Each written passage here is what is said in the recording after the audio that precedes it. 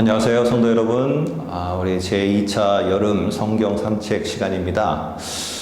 오늘 이제 한 3일에 걸쳐서 저와 여러분들이 함께 나눌 주제는 문맥을 따라 올바른 성경 읽기입니다. 혹시 여러분들께서 이런 일 겪어보신 적 있으십니까? 나는 저 상대방의 말을 듣고 또 열심히 대답하고 대화를 했는데 나중에 상대방이 뭐 이렇게 말하는 겁니다. 아니 내가 언제 그런 말을 했어? 네가 말했잖아 라고 하는데 나중에 알고 보니까 내가 그 사람의 말을 잘못 이해한 겁니다. 그렇게 잘못 이해하고 그 뜻을 잘못 파악하면은 내가 대화할 때 다른 말을 하게 되는 거죠. 이처럼 성경도 마찬가지입니다. 성경을 열심히 읽어나가고 또 그 읽어 내려가는 가운데 이게 이런 뜻이다 라고 생각을 했는데 성경의 저자는 우리들에게 하나님은 또 이렇게 말씀하실 수 있는 거죠. 내가 언제 그렇게 말했냐? 그러고 말하면은 참 우리가 당혹스러울 것 같아요. 그래서 성경을 읽어 내려갈 때 우리는 전후 그런 어떤 상황에서 이런 말이 나왔는가. 그래서 전후 문맥을 잘 보고 우리가 그 뜻을 이해해야 됩니다. 성경의 단어도 그렇고요. 또 성경에 나오는 여러 가지 어구들, 표현들, 내용들, 이 모든 것들이 다 이 성경에 흐르는 문맥, 전후 문맥을 잘 파악한 다음에 보아야지 올바로 의미를 찾을 수 있습니다. 자, 그러면 이 문맥이라는 게 뭘까요? 이 성경에 사용되는 단어나 문구는요, 그 성경 맥락 가운데서 어떤 구실로 쓰였는가를 보아야 비로소 그 의미를 찾을 수 있습니다. 우리가 많이 사용되는 가운데 구원이라는 단어가 있다라고 이렇게 한번 가정해 볼까요? 그러면 구원이 어떤 구원인가? 앞과 뒤를 잘 살펴보아야겠죠. 그래야지 거기서 그 구원이 우리가 병에서 고침을 받는 구원인지, 또 아니면 포로에서 우리가 해방이 되는 구원인지, 아니면은 죄에서 구원을 받는 건지, 도대체 무슨 의미를 좀 더 구체적으로 말하는 구원인가를 이 앞뒤 문맥을 잘 보아야지 그 뜻을 정확하게 알 수 있다는 것입니다. 먼저 우리가 성경 본문을 좀 사례로 들어서 한두 가지를 오늘 뒤에 살펴볼 텐데요. 그 전에 일반적으로 사용되는 용어를 가지고 한번 우리가 살펴보도록 할게요. 우리가 cat and dog, 영어로 이렇게 말하면은 고양이와 개라는 말입니다. 다 아시는 것처럼. 그러나 cat and dog이라는 말이 영어에서 언제든지 고양이와 개라는 의미를 갖고 있는 것은 아닙니다. 상황에 따라서, 그리고 그 책이라면은 그 문장이 흐르는 흐름에 따라서 의미는 다르게 나타나게 된다는 겁니다. 한 예를 들면 이런 거죠. 우리 아무개는 집에 고양이와 개를 키우고 있어. 그렇다면은 그거는 우리 짐승, 우리 애완 동물인 고양이와 개, 그런 의미가 맞습니다. 그런데 어쩌다 보니까 오늘 날씨가 cat and dog, 고양이와 개야. 오늘 날씨는 아무래도 고양이와 개일 것 같아 라고 하면은요, 그 뜻은 미국 사회에서는 고양이와 개라는 뜻이 아니고 폭우라는 의미를 갖게 됩니다. 그래서 오늘 날씨는 폭우야 라고 해야지 정확하게 이해를 한다는 것이죠. 근데 우리도 잘 아시는 것처럼 또 이런 상황이 있을 수 있겠죠. 저 A하고 B는 항상 고양이와 개처럼 저렇게 자꾸만 으르렁거려 하면은 그건 고양이와 개라는 뜻이 아니에요. 그 둘 사이는 원수지간이라는 그런 의미를 갖고 있다는 겁니다. 그래서 똑같은 단어, 말이라고 할지라도 그게 어떤 상황에 사용되어졌느냐에 따라서 의미는 다르게 나타난다는 겁니다. 그래서 그것을 알려면은요, 이 성경을 볼 때에도 그 전체, 앞, 뒤, 어떻게 보면은 성경 창세기라고 하면 창세기 전체 속에서 어떻게 그 단어나 그 표현들이 사용되어졌는가, 이렇게 이해하려고 여러분들이 또 노력을 하셔야 된다는 것입니다. 자, 우리가 신문을 하나 또 읽었다라고 한번 생각을 해볼까요?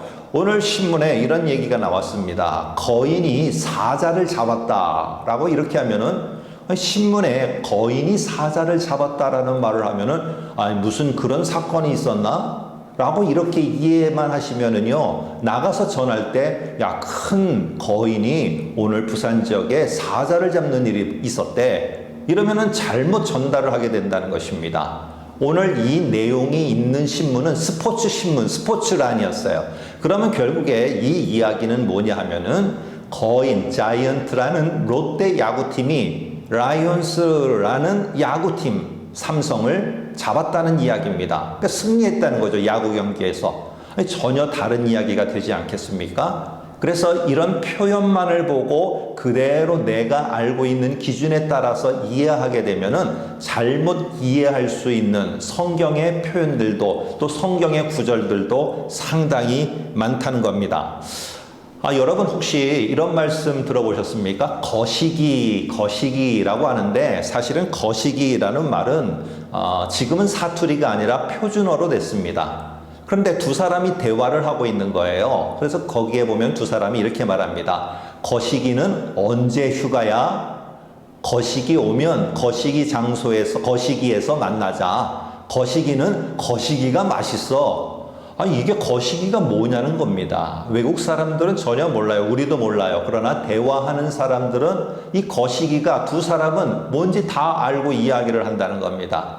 그래서 우리가 이렇게 정확하게 그 표현을 알려면은 도대체 어떤 이야기 속에서 이 단어나 표현이 쓰여졌는가, 이거를 잘 이해해야 된다는 것입니다. 거시기가 사람인지, 거시기가 장소인지, 거시기가 음식인지, 거시기가 맛을 표현하는 것인지 똑같은 단어지만 의미는 다 다르다는 겁니다. 그래서 우리가 이해해야 되는 것은요, 도대체 이게 어떻게 흘러가는 문맥 속에서 이 표현이 쓰였는가, 흘러가는 문맥을 잘 먼저 파악해야지 우리가 성경을 읽을 때에도 올바른 의미를 찾을 수가 있습니다. 자, 이제 성경, 우리 지난번에 주일에 설교로 들었던 말씀 하나를 보려고 합니다. 야고보서 1장 12절 13절인데요. 거기에 보면은 이렇게 돼 있습니다. 시험을 참는 자는 복이 있나니 이는 시련을 견디어낸 자가 생명의 면류관을 얻을 것이기 때문이라. 그리고 그 다음에는요, 사람이 시험을 받을 때 내가 하나님께 시험을 받는다 하지 말지니, 이렇게 말을 해요. 똑같은 시험이라는 단어지만은 잘 읽어보시면은 12절에 나오는 시험은 우리가 설교를 통해서 본 것처럼 1장 전체의 흐름 속에서 그 시험은 하나님이 성도를 훈련시키는 그 표현입니다.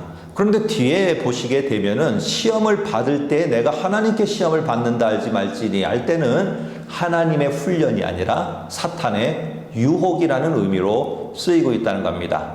자, 그래서 똑같은 말이라고 해서 그냥 똑같이 이해하면은 안 되고요. 이게 도대체 어떤 흐름 속에서 이 단어와 표현이 쓰였는가, 우리가 잘 이해하고 그 성경 본문을 읽어 내려가는 게 필요하다는 겁니다. 물론 묵상에서도 마찬가지고요. 오늘 여러분들과 또 제가 잘 알고 있는, 특별히 우리가 복음을 제시하고 그리고 마지막에 그들을 갖다가 예수 그리스도께로 초청하기 위해서 꼭 제시하는 성경 구절이 있습니다. 그게 바로 요한계시록 3장 20절인데요. 거기에 보면은 볼지어다 내가 문 밖에 서서 두드리노니 누구든지 내 음성을 듣고 문을 열면 내가 그에게로 들어가 그와 더불어 먹고 그는 나와 더불어 먹으리라.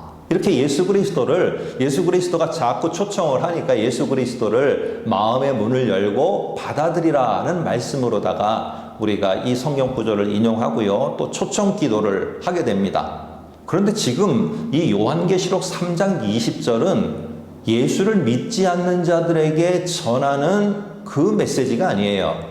이 교회한테 하고 있다는 겁니다. 이 교회를 향해서 뭔가 중요한 메시지, 초대교회를 향해서 전하는 중요한 메시지가 있는데, 앞에 19절과 같이 연결해서 읽으면은요, 19절에 그러므로 네가 열심을 내라, 회개하라. 이 교회가 해야 될, 열심을 내고 회개해야 되는 것들과 관련해서 20절의 내용을 보아야 된다는 겁니다. 그래서 문을 열고 예수 그리스도를 이렇게 받아들인다라고 표현되어서 있는 이것은요, 결국 열심을 내서 회개하는 그 행동과 관련이 있게 된다는 겁니다.